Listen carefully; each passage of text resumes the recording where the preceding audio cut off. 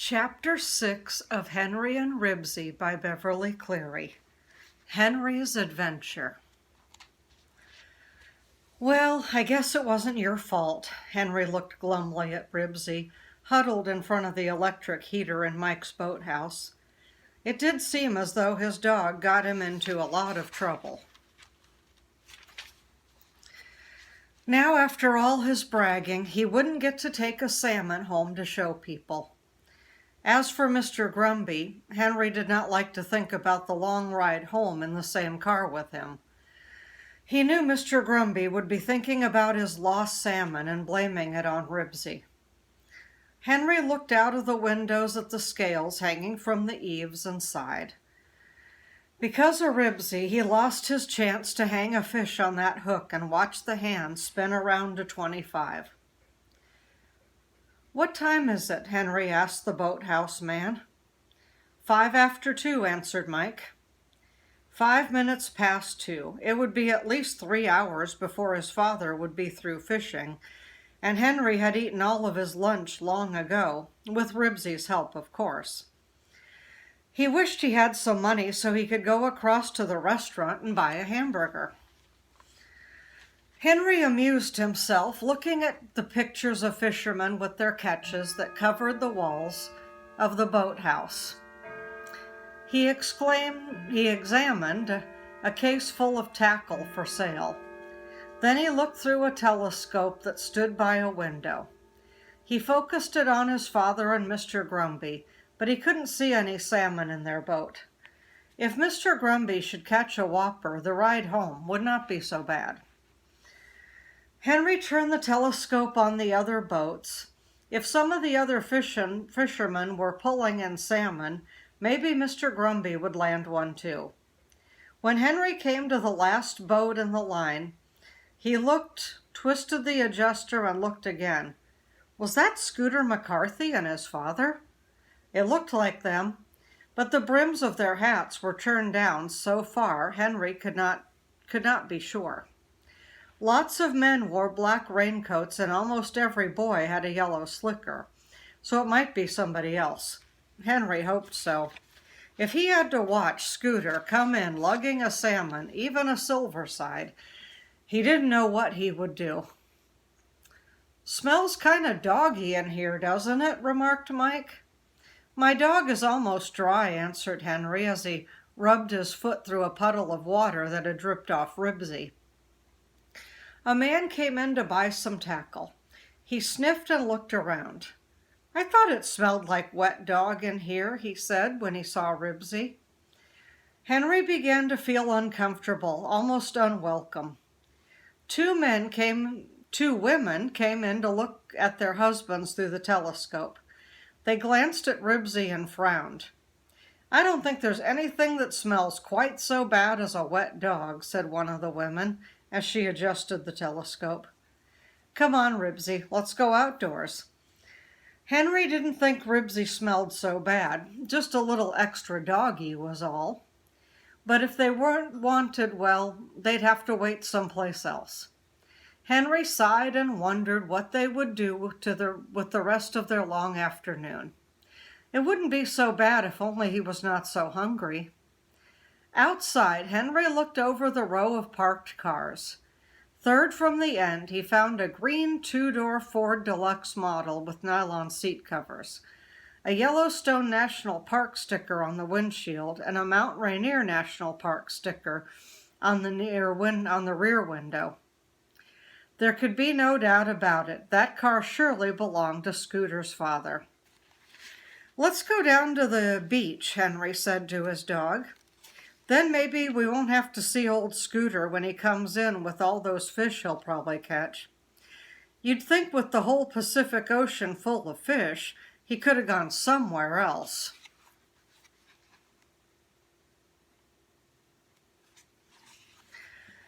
The rain had stopped and the wind blew ragged clouds across the blue sky. Henry and his dog followed a sandy road that wound through piles of driftwood, logs and stumps and boards and boxes, all bleached gray by the sea, until they came to the hard, wet sand along the breakers. Henry looked at the people fishing from the sandbars and then wandered along the beach. He threw sticks into the breakers to see them carried up on the sand and then get sucked back into the ocean by the undertow. He picked up a few shells and examined a jellyfish lying on the sand. And all that time he was thinking about the salmon he wouldn't catch and wondering how he could face Mr. Grumpy on the way home. "Come on, Ribsy, race you," Henry called above the roar of the surf. Henry stopped trying to chase seagulls. Ribsy stopped trying to chase seagulls, leaving a border of paw prints along the edge of the waves. He ran up the beach ahead of Henry. Henry began to enjoy himself. He made a game of seeing how close to the water he could run without letting the waves touch his shoes. Gradually the sun sank toward the ocean, and Henry knew it would not be long before his father and Mr. Grumpy would be through fishing for the day. He decided it was time to start back to the boathouse. "Here, Ribsy," he called. Ribsy paid no attention. He was barking furiously at something Henry could not see. What's the matter with him? Henry wondered. He's sure excited about something. Must be another jellyfish. Maybe I better go look at it. Ribsy was standing at the edge of the stream. When Henry got there, he looked into the stream to see what was making the dog bark. Then he stopped in his tracks and stared. It wasn't true. It couldn't be. But it was. In the shallow water at Henry's feet, an enormous Chinook salmon was trying to fight its way upstream. "Wow!" exclaimed Henry as he watched the salmon struggle to swim in water that barely covered its silver body. The fish was so close he could see the pattern of its scales and the needle-sharp teeth in its mouth. "I bet he took a wrong turn," thought Henry. "I bet he thinks this is the river. Oh, why did I leave my tackle in the boat? Why didn't I bring it with me?" The weary salmon rested, and the current of the stream carried it back toward the ocean. Then it started fighting its way upstream again. "I've got to get him," thought Henry. "I've just got to, that's all." But how? He didn't even have a string and a bent pin, and if he did, they wouldn't be any good for such a big fish. He looked around the beach for something he could use to catch the salmon. Once more the Chinook was carried back toward the ocean. "Come on, keep fighting," thought Henry. "Don't give up. I've got to think of a way to get him before someone comes along and beats me to it." Without bothering to take off his shoes, Henry stepped in the stream, and waded out to the salmon. "I wonder what's the best way to do this," he thought, and bent over. Cautiously, he put his hands in the water and then with one quick movement tried to scoop the fish up onto the sand. The salmon, which was heavier than he expected, slid easily over his hands and struggled on, thrashing and fighting to get away from Henry. Henry made up his mind. He was not going to lose that fish. He flung his rain hat and coat and jacket onto the sand.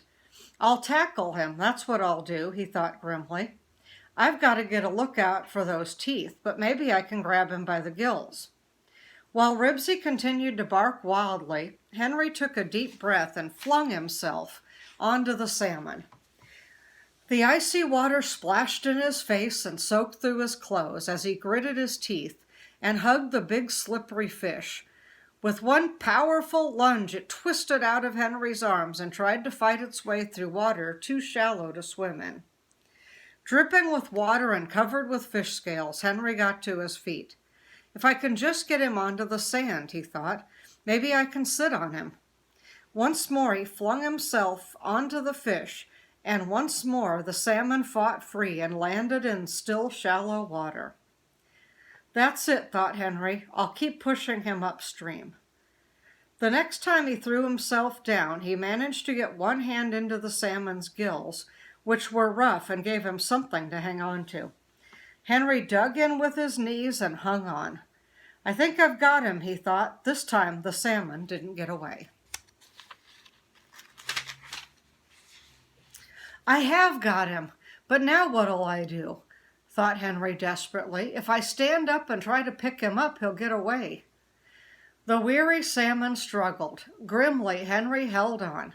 His hands were numb, and the stream flowing around him felt freezing cold. What'll I do, he thought. I can't hang on much longer. Ribsy was running in circles, barking so hard he sounded hoarse. Henry could feel the grip on the fish's gills begin to slip. He's getting away, he thought miserably. I'll never be able to land him. Hang on, someone yelled. Out of the corner of his eye, Henry could see a man standing on the edge of the stream. Then the man disappeared. Why did he go away, Henry wondered. Why didn't he help me? But in a moment, the man reappeared with a piece of driftwood in his hand. He waded into the stream and quickly clubbed the salmon. The fish gave one mighty flop and was still. Dripping and shivering, Henry struggled to his feet with the salmon in his arms. It was his. He had landed a chinook. Well, you've caught yourself a mighty fine fish, said the man. Must weigh 25 pounds at least. Henry's teeth were chattering so he could hardly speak. Gee, thanks, he said, as he waded out of the stream. Henry approached the salmon cautiously. He sniffed at it, then he backed away and barked. That's all right, answered the man. I heard your dog barking and saw your raincoat on the sand. I thought something was wrong, so I came over to see what had happened. The man hung Henry's jacket and raincoat over his shoulders. You'd better get dried out or you'll catch cold. Here, let me carry your salmon. Henry did not want to let go of his fish, but it was heavy and slippery and he was shivering, so he could scarcely hang on to it. Yes, sir, said the man as he took the fish. 25 pounds at least. Henry managed to grin, even though his lips were stiff with cold. I'm sure glad my dog barked. I couldn't have managed if you hadn't come along to help me. Boy, oh boy, thought Henry as he plodded across the sand in wet clothes. Wait till the kids at home see my fish. Wait till Scooter McCarthy sees it. As they neared the boathouse, Henry could hear the sound of motors and knew the fishermen were coming in from the river. I think I can carry the fish now, he said, wanting to be sure everyone knew the fish was his. The man smiled as if he understood what Henry was thinking and handed him the salmon. With water dripping off his clothes and squishing out of his shoes, Henry lugged his fish toward the scales. Several men who were waiting to weigh their catches turned to look at Henry. Mr. Huggins and Mr. Grumby were just climbing the steps from the river. They looked tired, their faces were red from the wind and cold, and they both needed to shave. To Henry's relief, Mr. Grumby was carrying a salmon. Dad, look, Henry called, trying to keep his fish from sliding out of his arms. Mr. Huggins stared, and he whistled. Well, look at that, said Mr. Grumby. Caught it with his bare hands, exclaimed the man who had helped Henry. Yes, sir, the boy waded right into the stream and tackled the fish with his bare hands. Never saw anything like it. And I didn't get a bite all day, said Mr. Huggins. Come on, let's see how much it weighs, suggested Mr. Grumby. Mr. Huggins helped Henry hang his fish on the scales. Henry held his breath until the hand spun around and stopped at 29 pounds. 29 pounds! Wow, said Henry in a hushed voice. Ribsy ran around the fish barking. All the fishermen began to talk at once. Wait a minute till I get the camera out of the car, said Mr. Huggins. I want a picture of this. Henry stood proudly beside his catch while the man who had helped him told the story of how he caught the salmon all over again to the men who had just returned from the river. Then Henry saw Mr. McCarthy and Scooter getting out of the boat at the foot of the steps. He noticed that Mr. McCarthy carried 2 silver-side salmon. Scooter carried a lunchbox. Henry tried to look casual as Scooter and his father climbed the steps. Hi, Scoot, he called, as Mr. Huggins returned with the camera. Stand close to the fish, said Mr. Huggins. He did not need to tell Henry to smile. Henry grabbed Ribsy and made him stand at his feet. If Ribsy hadn't barked at the salmon, I wouldn't have seen it, he explained. Ribsy kept his eye on the salmon and growled deep in his throat. "Did you catch that fish?" demanded Scooter, as the camera clicked. "Sure," said Henry. "With his bare hands," put in the man who had helped Henry. "Never saw anything like it. Just waded in and tackled it with his bare hands." "How do you like that?" muttered Scooter. "A Chinook." "Come on, Henry," said Mr. Huggins as he lifted the salmon off the hook. "You better get out of those wet clothes and wrap up in the auto robe." "Okay, Dad. So long, Scooter. See you around." Henry called as he started toward the car. He felt sorry for Scooter, standing there with his lunchbox in his hand. It must be tough to fish all day and not catch anything. Barking at the salmon, Ribsy trotted after Mr. Huggins. "Good old Ribsy," said Henry. Then he began to sing at the top of his voice. "Woofie's dog food is the best, contains more meat than all the rest. So buy your dog a can today, and watch it chase his blues away. Woof, woof, woof, woofies." The end.